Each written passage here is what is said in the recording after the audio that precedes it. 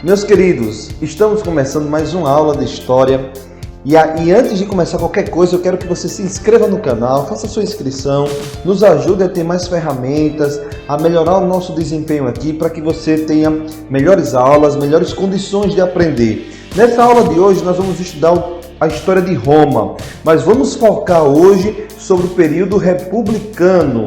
E o período republicano ele é muito interessante para a história de Roma, porque é um período marcado por muitos conflitos, mas também marcado por uma forte expansão romana.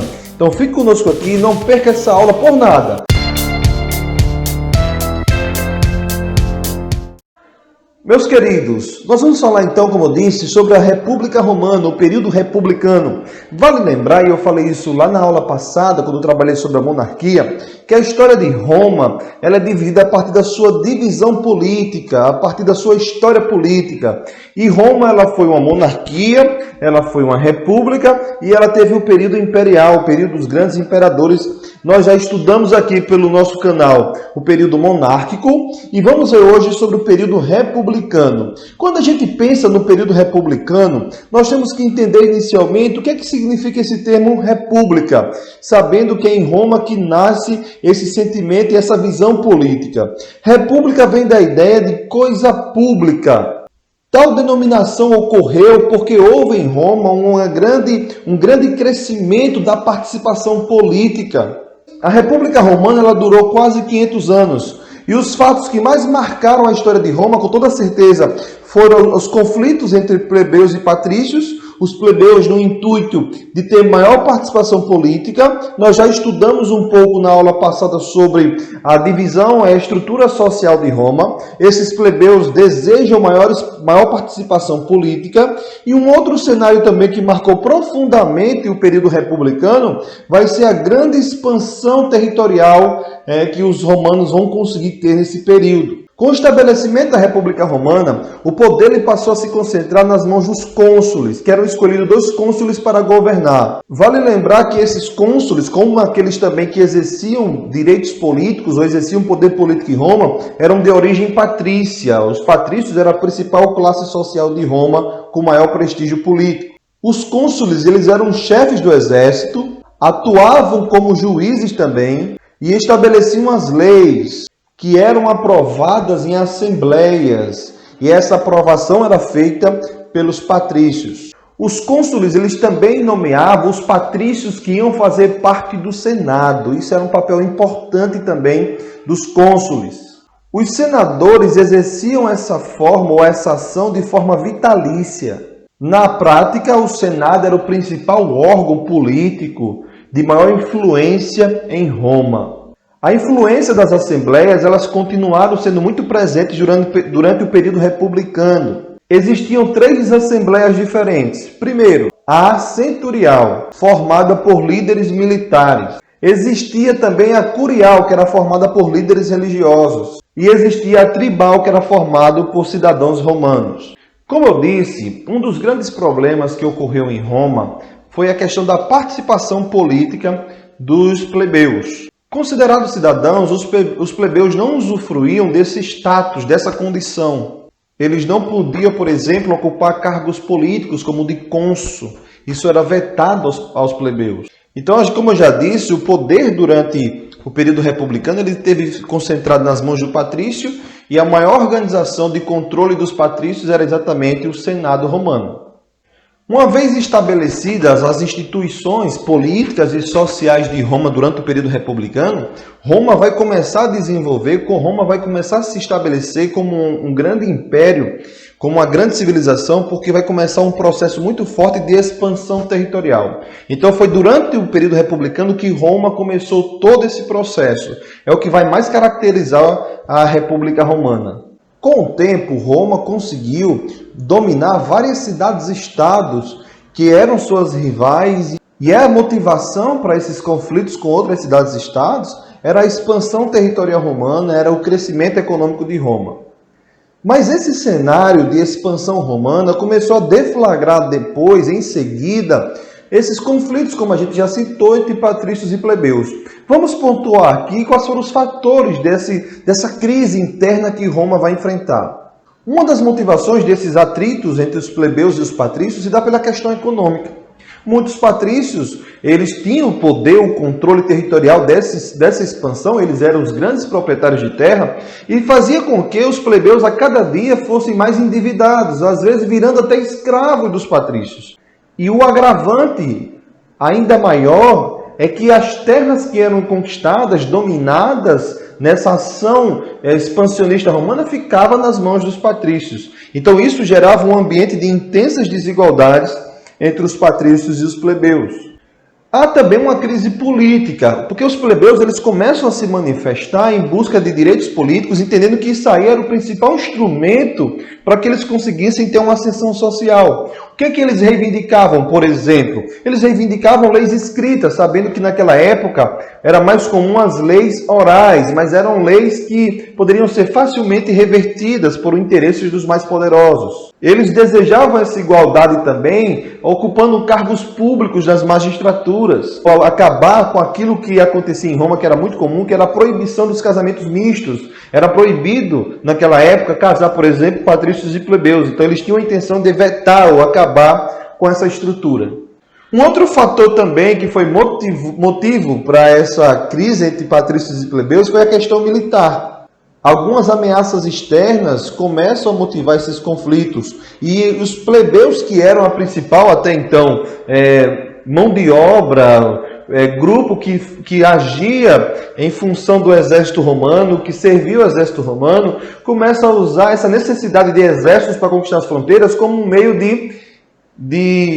como meio de barganhar, como meio de justificar a necessidade de melhor condição de vida, de melhor prestígio político, e usava a resistência a servir no exército, e isso começa a gerar uma relação de dependência dos patrícios em relação aos plebeus. Esses plebeus, eles exigiam, reivindicavam muitas coisas. Eu vou pontuar algumas coisas aqui que eram reivindicadas pelos plebeus. Acesso ao consulado, código de leis escrito, como eu já tinha dito, casamentos mistos, abolição das dívidas e da escravidão por dívidas, acesso às terras conquistadas durante a expansão romana. As tensões só foram acalmadas quando os plebeus conseguiram ter algumas conquistas importantes, que a gente vai pontuar quais foram essas conquistas, tá? E a partir dessas conquistas, essas tensões elas diminuem no cenário, no contexto de Roma. Vamos pontuar aqui quais foram as conquistas. Primeiro, a criação dos tribunos da plebe. Era um local em que eles se juntavam exatamente para discutir sobre os direitos.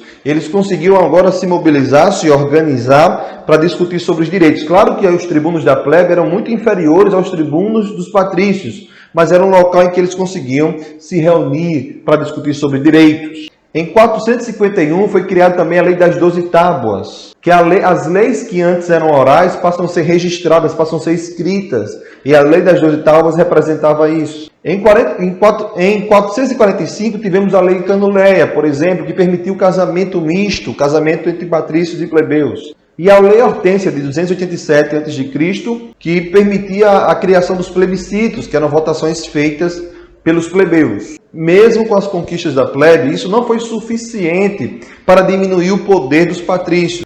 E o papel que os patrícios desenvolveu para poder se proteger dos plebeus era se aproximar dos plebeus mais ricos e, com isso, manter o controle e o poder político em suas mãos. Sobre os casamentos mistos, que vai ser uma estratégia também usada pelos patrícios para se manter no poder, vai surgir até um novo grupo social em Roma chamado os nobilitas, que era exatamente a união entre patrícios e plebeus ricos. Então a gente percebe que essa desigualdade em Roma, por mais que a plebe tenha conquistado algumas coisas, ela não vai ser integral, ela não vai ser profunda, exatamente porque os patrícios vão se aproximar muito dos plebeus mais ricos e vai até contribuir para surgir uma nova classe social em Roma, que vão ser os nobilitas. Uma das consequências dessa expansão romana foi uma guerra muito famosa, muito conhecida desse período republicano, que vão ser as Guerras Púnicas. As Guerras Púnicas ela durou de 246 a 146 a.C.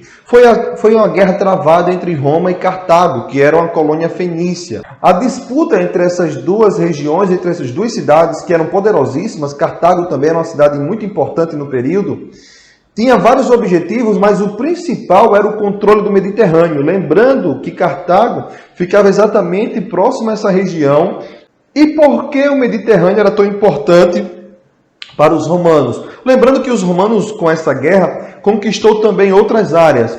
Mas a gente destaca muito o Mediterrâneo porque desde a antiguidade, desde os momentos mais remotos das primeiras civilizações, o Mediterrâneo sempre se destacou por ser um grande centro comercial, porque interligava vários continentes. Ao todo, as guerras púnicas elas foram 3 grandes guerras entre Cartago e Roma. Só que essa expansão romana para o Mediterrâneo começou a mudar um pouco a configuração de Roma. Roma, que nesse período até era oligárquica, era uma cidade-estado, consegue disseminar tantas conquistas, uma expansão tão gigantesca, que aos poucos vai entrando em decadência esse modelo de governo republicano, essa estrutura republicana. E começa aí, vai ser o ponto inicial para o surgimento do Império, do período imperial de Roma. Aspectos políticos do período republicano de Roma. Uma das características que chama mais atenção vai ser a continuidade das divergências entre patrícios e plebeus. E isso vai ficar muito claro nos chamados tribunais da plebe, quando foram liderados pelos irmãos Graco, Tibério e Caio Graco. Ambos agiram politicamente dentro dos tribunos em momentos distintos, mas em suma, por mais que os dois tivessem algumas coisas bem específicas de intenções de implantar nos tribunos da plebe, Tibério e Caio Graco, eles marcaram a história de Roma na tentativa de promover uma forte reforma agrária em Roma. Qual era a dificuldade? Com a expansão romana, com a conquista de muitos territórios, essas terras eram terras públicas, elas não tinham dono. Mas o grande problema é que os patrícios controlavam essas terras. Então, de maneira sistemática, Tibério e Caio Graco começaram uma forte ação política dos tribunos da plebe por lutar por essa reforma agrária. Ambos tinham essa intenção de promover essa reforma. Tibério Graco, por exemplo, quis aumentar o número de cidadãos em Roma com posses de terra e, com isso, aumentar o potencial agrícola da cidade. Além da reforma agrária, o irmão dele, Caio Graco, criou a lei frumentária, que obrigava o Estado romano a vender trigo abaixo do valor. Tanto Tibério como Caio Graco foram mortos, Tibério assassinado e Caio Graco, há uma história que conta que ele com receio de morrer como irmão, mandou alguém de muita confiança dele, próximo a ele, a cometer isso, a matar ele, para não cair nas mãos do Senado, para você ver como era desigual e como era o poder do Estado, do Senado romano nesse período. Quando a gente pensa na política também durante o período republicano, não tem como falar de Caio Mário. Caio Mário foi um dos cônsules importantes de Roma, mas claramente ele teve uma forte aproximação com os plebeus, até levando uma grande demanda de plebeus a servirem o exército. O Senado, obviamente, tentou resistir a essa política de abertura política, até de social para os plebeus de Caio Mário. Ele resistiu e passou muito tempo no governo de Roma, mas de maneira muito violenta ele deixou o poder, e essa maneira violenta que a gente está falando aqui é uma ação muito arbitrária do Senado, tirando-o do poder.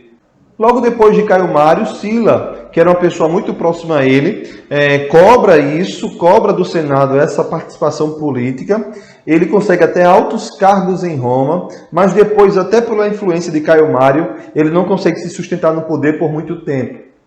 No governo de Sila, a gente entende que foi diferente um pouco de Caio Mário, porque o Senado conseguiu reverter muitas conquistas da plebe, conseguiu desfazer os tribunos da plebe e conseguiu também reverter as medidas feitas pelos irmãos Graco.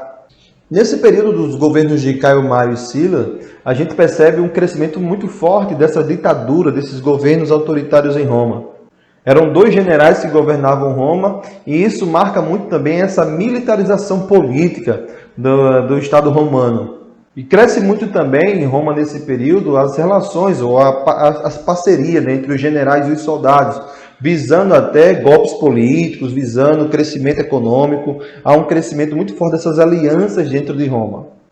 Uma das consequências fortes dessa expansão romana vai ser também a escravização, né? A conquista de muitos escravos. O que tornou Roma muito poderosa, além da expansão territorial, vai ser a aquisição de escravos, os escravos capturados em guerra. E um indicativo muito forte que essa república começa a entrar em decadência foi a revolta de escravizados, conhecida como a revolta de Espartaco. A biografia de Espartaco aponta que ele era trácio e que ele desertou do exército romano. Tornou-se escravo e foi obrigado a ser gladiador. E aí Espartaco, que era obrigado a lutar até a morte nas arenas de gladiadores, aos poucos foram motivando outros escravos a se revoltar contra o Estado romano, contra essa realidade em que viviam os escravos. E aí houve várias disputas entre o exército romano e os revoltosos. Nas primeiras, o exército romano até se deu bem, mas houve muitas derrotas também. É tanto que o exército romano começou a se organizar melhor, e Crasso aparece nessa história. Crasso, a gente vai ver falar dele depois. Crasso foi responsável por iniciar esse processo de acabar com esse movimento. E aí Crasso consegue, dizem que houve dentro mesmo do grupo de revoltosos, houve divergências entre eles, e Crasso consegue reprimir os revoltosos que eram liderados por Esparta. Dizem que em torno de 6.000 revoltosos foram crucificados como ação do governo para servir como exemplo naquele período. Uma característica muito importante durante a República Romana vai ser a formação dos triunviratos. O que foi isso? Também significa o governo de 3 varões.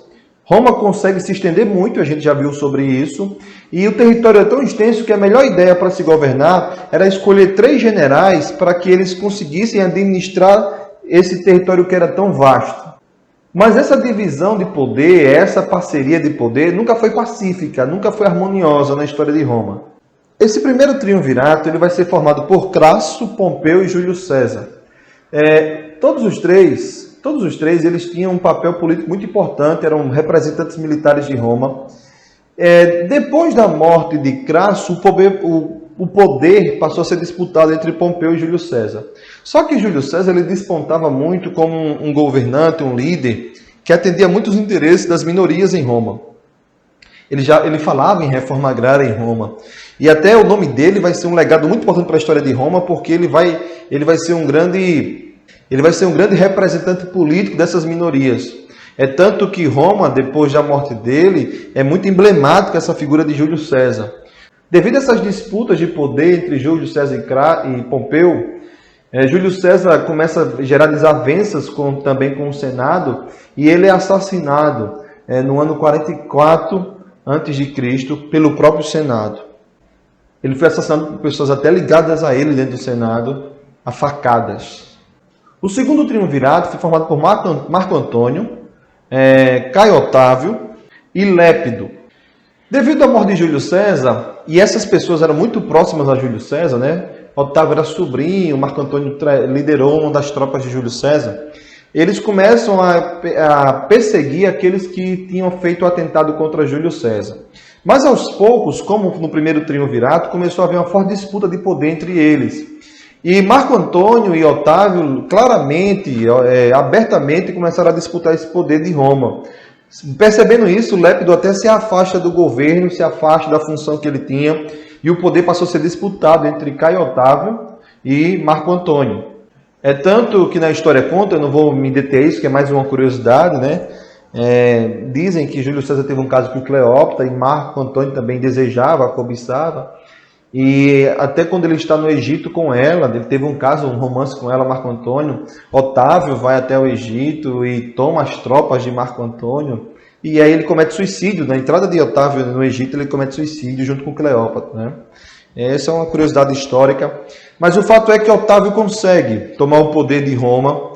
E como a estrutura republicana já estava em decadência, essa tomada do poder de Roma por Otávio simboliza o fim da República, porque o Senado romano não consegue se opor à autoridade e ao governo de Otávio.